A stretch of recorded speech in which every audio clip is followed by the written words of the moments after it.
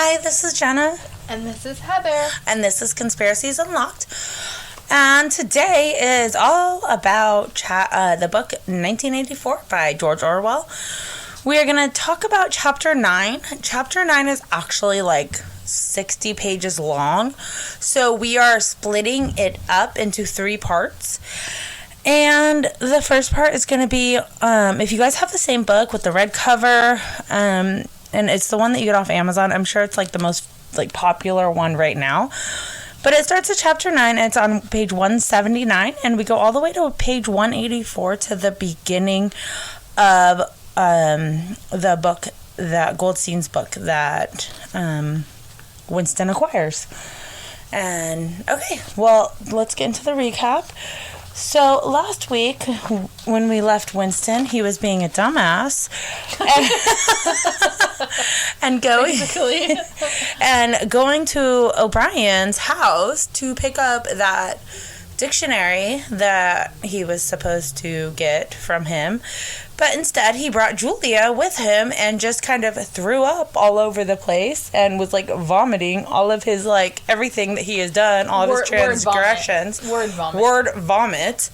Like, just everything. He's an adulterer. Him and Julia are fucking. Like, why are we doing this? He just let the cat out of the bag. The cat? You mean the cat, the mouse, the dog, everything. The snake? Yeah. Basically. He let the snake and the pussy out of the bag. Yeah.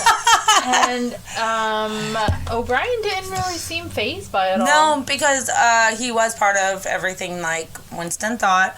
And he confirmed that everything is real. Yeah, Big Brother, Goldstein is real. Everything. The rule, and then they went over the rules of the Brotherhood, which is pretty gnarly.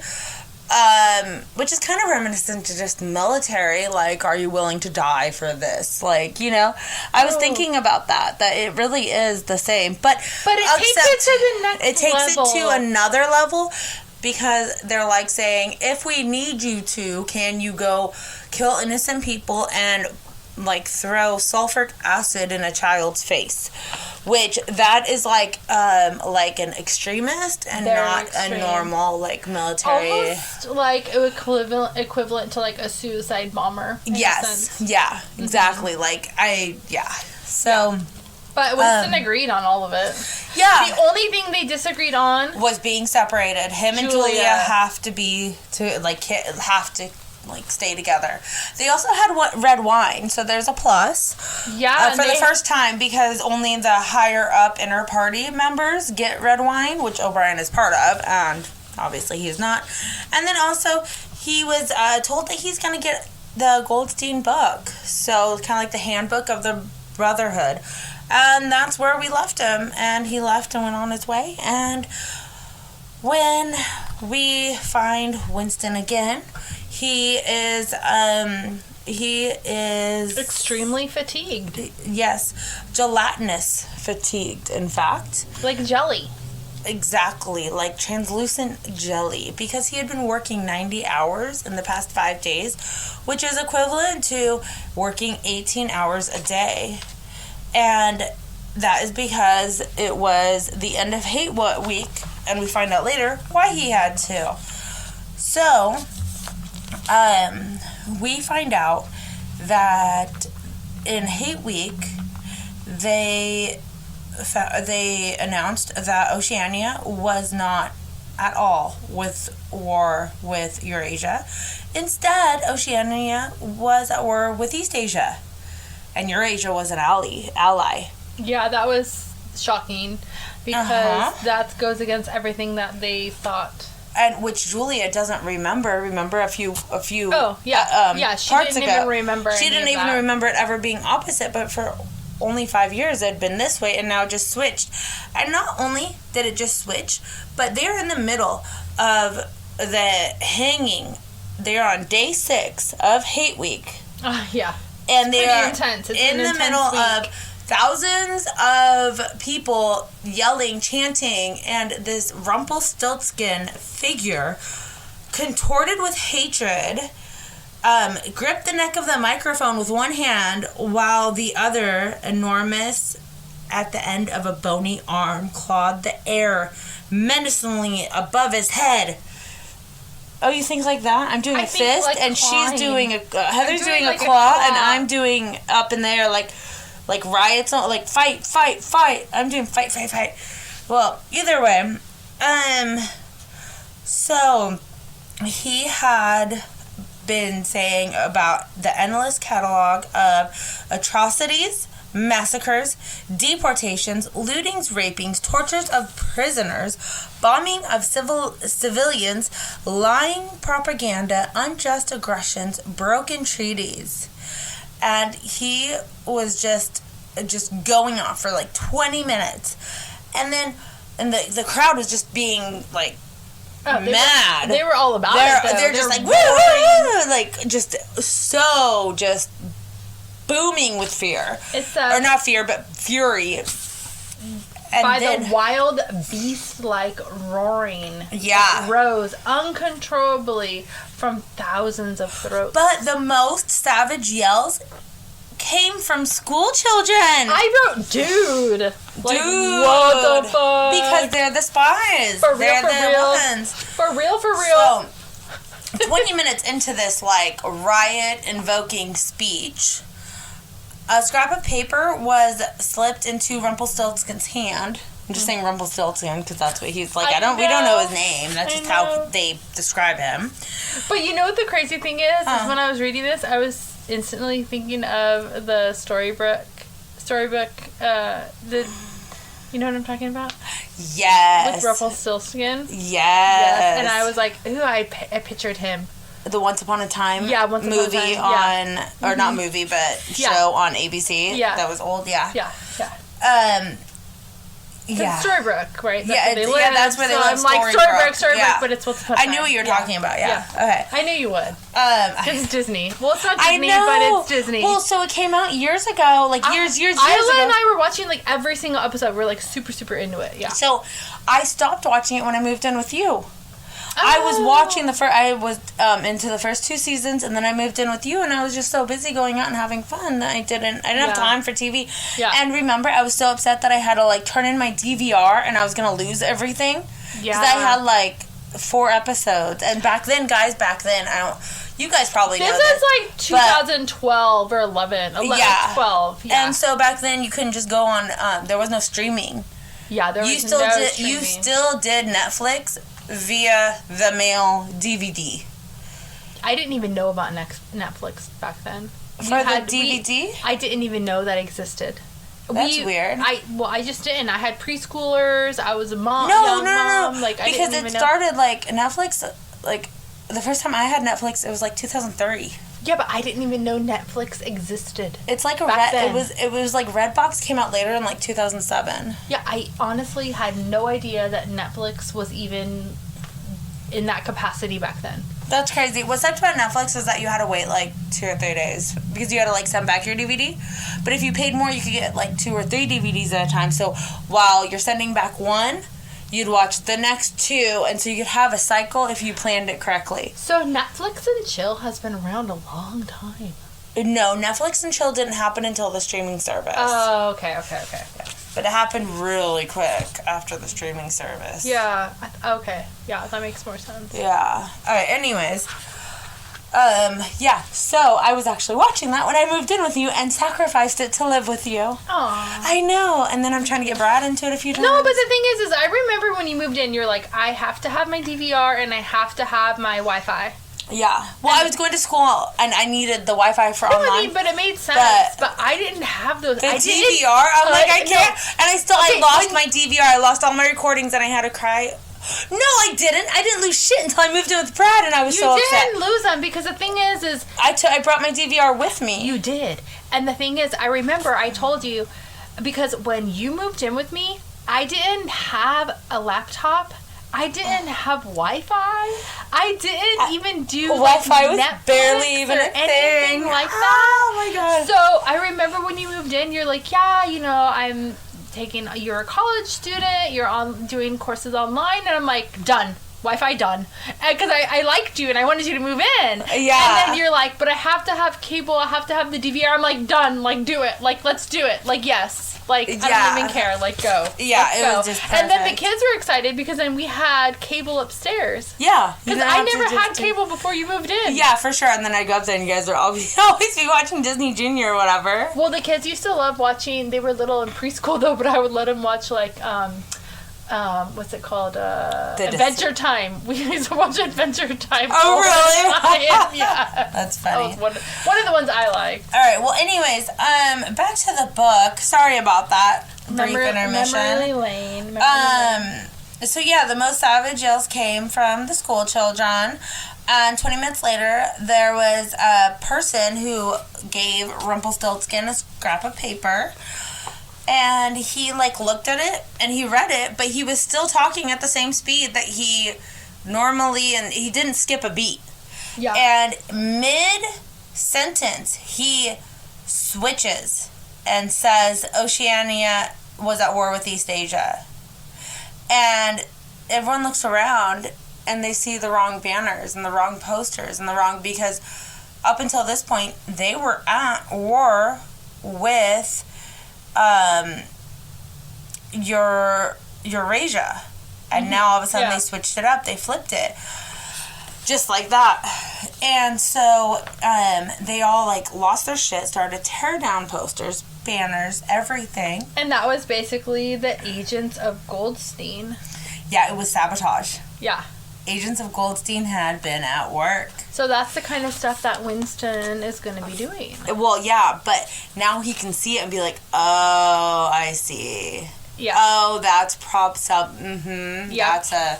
Where before he was always like, oh, is that conspiracy? Is it, And hey, guys, it's only a conspiracy until it's true. That's a fact. That's a fact. Anyways, within 2-3 minutes, all the rioting, it was over, and they were back to, they'd gone straight back to, hating now Eurasia. Right? Yes. No, East Asia. Yeah, I'm questioning because I'm getting. Okay, so now they're at war with East Asia. So now they hate East Asia. Yes, I know and the East are messing me up too, but yeah. East Asia is fuck East Asia. That's what we're saying now. That's what we're saying now. Yeah. Well, we aren't, but in the book, yeah, we're. So now everybody has turned their rioting to fuck Eurasia to now fuck East Asia, and they took 2-3 minutes to get themselves together. And the hate continued exactly as it was before, except the target had been changed. But that's the thing, it shows how much of sheep they are, that fast they can flip without even any facts as to why or anything. They don't even think, they're just okay, now we're doing this. Yeah. Huh? Why? Yeah. Oh, not bah.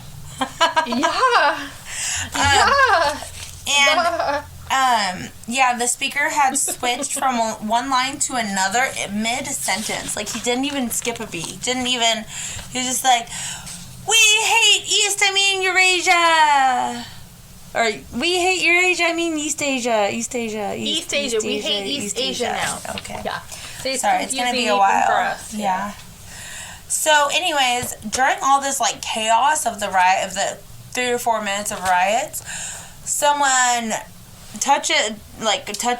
nudges Winston and says, hey, you dropped your briefcase. And he was already waiting for the briefcase. He knew it was coming. So he took it, and then right then at 11 p.m. he went to the Ministry of Truth, and the telescreens told him to, but he already knew he would have to retract anything that happened in the past 5 years that said that they were chill with Eurasia or East Asia. Yeah. Because everything now had to be changed. Everything had to be changed to be oh no, we've always been chill with Eurasia. What are you talking about? And so they had to go through 5 years of records, 5 years of newspapers, 5 years of everything. And what a hassle, too. But that's why he worked 90 hours in 5 days. Yeah.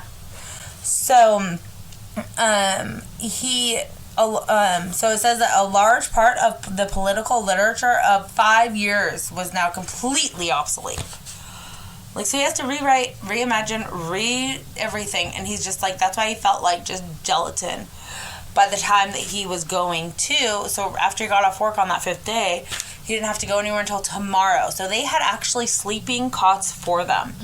They had beds for them, mattresses, so they could sleep at work for 2 to 3 hours and then get right back on it again. I mean, it makes sense they would have to have something, because by the time they went all the way home and then, like, had, like, a full night's rest, they wouldn't even be able to work the 18 hours. Yeah, like, there's not enough time in between to be able to do that. No, that's 6 hours in between, so literally 2 to 3 hours of sleep twice a day, and that's all they get.